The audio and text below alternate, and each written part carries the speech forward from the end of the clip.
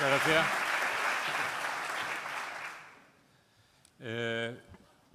A mí, para ajustarme al tiempo, me gustaría saber si en el público hay alguna pregunta que quisiera hacer a alguno de los ponentes. Pues prefiero comenzar con el público. Si viese que no sale alguna otra pregunta, teníamos preparadas unas preguntas para lanzar desde aquí, pero prefiero que nos acoplemos al horario y que además que participe el público, ¿de acuerdo?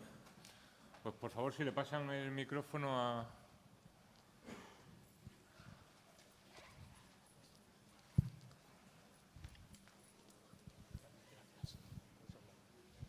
¿Se oye? Sí.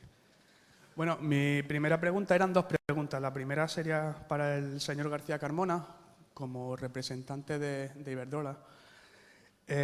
Yo echo de menos porcentajes. El año pasado salió un informe de unos señores rusos, lo cual me da un poco de miedo, que decía que el porcentaje de ICS, de sistemas industriales de control en España, con vulnerabilidades, estaba cercano al 63%. Eso, unido a Stuxnet, a los sistemas de gestión SCADA y a Shodan, como hemos visto antes en la ponencia de Roberto, me preocupa un poco. Me gustaría saber qué medidas se toman desde la empresa privada ante este tipo de ciberamenazas reales. Eso por un lado. La segunda pregunta sería para los señores Soto Medina y Andrés. El tema del transporte es un tema importante, está considerado infraestructura crítica. Todos sabemos que se están poniendo muy de moda los IVS, los aviones no tripulados.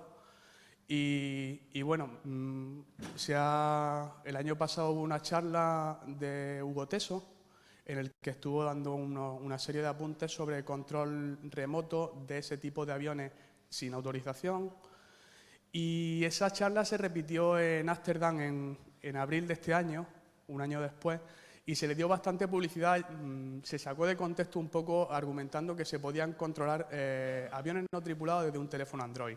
Obviamente sabemos que eso no es posible, pero quisiera que me dijeran si ese tipo de, no sé cómo llamarlo, de incidentes, se estudian, de qué forma se estudian, qué tipo de medidas se toman contra ellos, lo que puedan decirme al respecto, porque supongo que no me lo podrán decir todo. Gracias. Bueno, con respecto a la referencia al tema de estadísticas, no hay. Simplemente no hay. Es decir, en estos momentos son las que determinadas fuentes puedan hacerlas públicas a través de los medios y decir esto son lo que hay. Pero realmente fuentes oficiales en estos momentos, las que hay, no hacen referencia a eso. Pero vamos, hablo en el ámbito de los elementos de valoración que tengo, punto. Pero bueno, fuera ya de estadísticas, no estadísticas, y hablando dentro de lo que como compañía conocemos, y en este caso en primera persona, como Iberdrola, y es decir, antes veíamos ahí ejemplos de que si Internet, los que han cazado por Internet, las IPs de Internet, de no sé cuánto, de esta infraestructura, de este PLC, bueno, vamos a ver, infraestructura representativa, perdón, en este caso de España, y hablando en clave de Iberdrola, pues la verdad es que nosotros poquito tenemos publicado en Internet, porque es que en eso va nuestro pecunio, va nuestro beneficio. Y va nuestro beneficio y lo poco mucho que pudiésemos llegar a tener publicado en Internet, la verdad es que ya nos cuidamos muy mucho porque en ello va el beneficio y el lucro de la empresa, el que eso vaya seguro. Las características de una eléctrica pues son también un poco singulares. Es decir, nuestras propias infraestructuras, al lado donde va un cable eléctrico va un cable de datos, bien de cobre o de fibra. Entonces, bueno, son redes propias. Pero aquellas veces que nos tenemos que apoyar en un tercero, ya nos dotamos de los mecanismos y las prácticas al uso y sobre todo a la hora de trabajar en configuraciones de los diferentes dispositivos que de la compañía tenemos, trabajamos con información y con inteligencia. Entendiendo inteligencia, es decir, el saber combinar toda la información, todas las fuentes que tenemos, propias, no propias, de terceros, colaboraciones, una de las que antes nuestro senador nos comentaba, es decir, colaboración. Bueno, pues todo eso debidamente combinado nos da a que los mecanismos y las prácticas de protección a los dispositivos que tenemos en el marco de relación con el mundo exterior a la compañía y aguas adentro. Porque sí hay, es cierto que, o sea, de cara a la protección. Y digo de aguas adentro porque no pensemos que el mal está afuera. que lo está, el mal está dentro de las organizaciones. O sea, eso sí es estadística real y eso sí ya hablamos con datos reales. Y datos reales de los que nosotros manejamos en toda la información que procesamos. En términos porcentuales, nos estamos manejando 60-40, nivel de incidencias, no incidentes, incidencias, separando una cosa con otra. Nivel de incidencia, 60% dentro, 40% fuera. Es la nominal, a veces se separa más, un 70 dentro, 30 fuera. Responde a muchas cosas, no quiere decir eso que todos se han intentado ataques, no, es decir, hay muchos otros aspectos. Pero esos son datos ya reales, hablando de estadística. Y el resto, pues bueno, trabajar no solamente sobre la base de la inteligencia aplicada a la información, sino también en la base del marco de relación que tenemos con terceros, en donde, pues bueno, intercambiamos prácticas.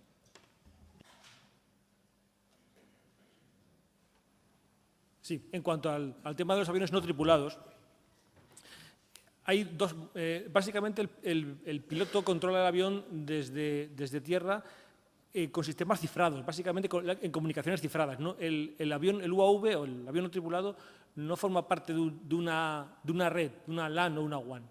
Y por un lado, estamos protegidos por el sistema de cifra y, por otro lado, las unidades desplegadas disponen de capacidad de guerra electrónica, una de cuyas misiones es la identificación del espectro. Es decir, si alguien fuera capaz de invadir el espectro electromagnético que controlamos nosotros y meterse en el avión, es un doble problema. Primero tiene que romper nuestras claves y luego intentar meterse en el sistema.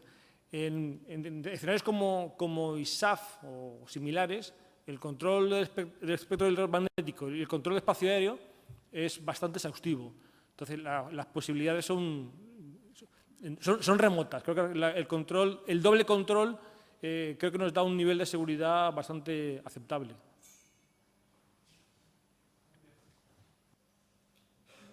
¿Alguna otra pregunta? ¿No? ¿Nadie? Bueno, pues yo voy a formular una, porque aquí se ha hablado mucho de formación. Hemos visto que en el caso de la UPV pues no hay una formación específica o especializada en el plano de seguridad, pero en España existe formación reglada en materias de ciberseguridad, existe una oferta universitaria también importante en según qué sitio, bien en estudios de posgrado o expertos universitarios y demás. Es decir, esa formación se imparte, ¿no?, en mayor o menor medida. Las empresas, aquellos a los que llegan estos profesionales de la IT, ¿creen que la gente llega lo suficientemente formada en esta materia o la empresa ha de hacer un esfuerzo adicional para acoplar a estos profesionales en beneficio del negocio, en beneficio de la organización, pues de las materias que traten en OTAN? ¿Alguno coge el guante de la pregunta? Venga, por proximidad. Bueno, aquí hay que hablar mucho y quiero hacer una crítica intentando que esta sea constructiva hacia todo lo que es el ambiente de formación reglada en el entorno universitario. Antes se ha hecho el símil de los coches, me parece, ¿no? O sea, en la exposición. Entonces, a mí me costaría trabajo entender que hoy en día salga un coche de la marca A, de la marca B, y yo tenga que llevarle a un sitio que me ponga un ABS, que me ponga el otro un airbag, que me ponga un sistema de control de frenado. Es decir, yo lo que pido es que me venga ya de origen todo este tema. Entonces, el problema es que la formación reglada en España todavía, en esta materia de ciberseguridad, esto no está. Y entonces lo que no se comprende es que el académico, una vez ya formado, una vez con su titulación, tenga que ir a complementarlo. Otra cosa que haga especializaciones, pero casi a empaparse de cero. Esta es la realidad, y lo hablo en un entorno que en el ámbito mío, en la experiencia mía de docencia, pues lo vivo también. Y entonces, ahí antes se decía, hace un momentito, en el tema de que es parte del problema y parte de la solución, y efectivamente es parte del problema. Pero parte del problema porque es que los futuros profesionales, si desde pequeño no se mama la maestría en el ámbito de la seguridad, en las distintas disciplinas, evidentemente cuando lo van a poner en la práctica en los ámbitos profesionales, los ámbitos empresariales, pues difícilmente lo van a tener asimilado. ¿Qué ocurre? Y eso lo vemos, es decir, en nuestra organización, en donde en el ámbito del becario pues hay un marco de relación muy importante con empresa universidad, pues todos los que vienen, pues cuando están hablando de seguridad les suena música celestial, cuando ya tenían que venir por lo menos con una buena capa de grasa ya y y preparados un poco, por lo menos, para empezar a entender de una forma mucho más rápida.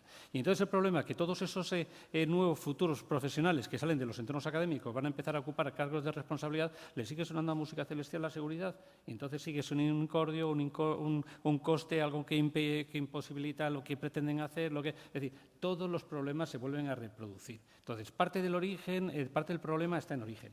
Entonces, si los profesionales que se vayan formando en los entornos académicos salen con ese nuevo barniz, que después se hagan las especializaciones en función de los ámbitos de desarrollo profesional, todo esto sí estará corregido. Porque luego después hay una cosa que llama mucho la atención, y es decir, cuando uno se mueve en distintos ámbitos nacionales e internacionales, en el ámbito del conocimiento, de la experiencia, pues hay algo que es un poco paradójico, y es decir, hay tres grandes expertos, grandes bloques de experiencia a nivel mundial, el entorno americano, el entorno israelita y el español. Y esto no es lo del chiste, un americano, un israelita, un español, es que esto es una realidad. Y ese conocimiento, por otro lado, también se está fugando fuera de nuestro país por la situación económica que estamos viviendo. Entonces, si esto es así, ¿qué es lo que está pasando? Entre el gran conocimiento y la formación reglada, ¿qué es lo que está sucediendo? ¿Cómo se puede llegar a articular? Yo creo que los entornos universitarios lo que tienen que hacer es empezar a adaptarse a los nuevos momentos. Hacía referencia un momentito, en donde el programa empieza, pero no tiene una caducidad de revisión como otros ámbitos regulatorios. Bueno, pues debería ser objeto de adaptarse, porque yo creo que estamos en una realidad, no estamos en un futuro, estamos en un presente. Y creo que ahí debería ser mucho más ágil, tener una proyección del medio a largo plazo, más del medio de largo plazo, de la formación de los futuros estudiantes y profesionales. Miguel pedía la palabra. Sí, yo quería hacer un poco el comentario siguiendo el símil de los coches, ¿no? Que, claro, todos hemos visto o podemos haber escuchado que de repente un modelo moderno de coche, pues resulta que hay señores que lo roban porque han podido hackear la propia llave electrónica y tal. Es decir, que en realidad, y esos coches son de marcas tan poco sospechosas como Audi o BMW. Es decir, que como cualquier otro sistema informático, el sistema que controla, por ejemplo, la seguridad de un coche, pues a veces tiene sus defectos y hay personas que son capaces de... Y lo mismo sucede pues con el servidor web de la empresa. Entonces, claro, no... de hecho, he sido yo mismo el que saca un poco el tema a la hora de decir, yo creo que nosotros en la academia pues reaccionamos lentamente y me gustaría que pudiéramos reaccionar más rápidamente. Creo que de todas formas sí que hay un elemento que es pues lo que es la formación no reglada, es decir, la formación de posgrado, que sí que permite que uno pues complemente aquello que a lo mejor no se ha visto con suficiente detalle en su carrera y que tiene un buen mercado de trabajo, que yo creo que esa es la clave aquí, que este sector tiene una buena proyección de futuro, y yo creo que esa va a ser un poco la herramienta que va a hacer que los alumnos completen su formación, porque claro, si tú tienes un becario y ves que efectivamente es que no, para esa tarea no está suficientemente formado, pues quizá lo que hay que hacer es buscar otro que sí lo esté, porque los hay, ¿eh? Porque además este tema a algunos estudiantes en particular les encanta y bueno, con Internet y un poquito de tiempo y y una buena formación previa, pues la verdad es que pueden adelantar muchísimo. Entonces, aunque no sea a lo mejor el perfil habitual, hay auténticos profesionales que están estudiando la carrera. Incluso algunos de los que han montado empresas de seguridad son estudiantes que las han montado mientras eran estudiantes. O sea que algunos de secundaria, ¿eh? O sea que no sé si... Gracias. Bueno, este es un tema que daría mucho que hablar. ¿Hay alguien más que quiera complementar la respuesta? Bien, pues creo que nos hemos comido pocos minutos. Nos merecemos el descanso, pero por favor... ¿Perdón?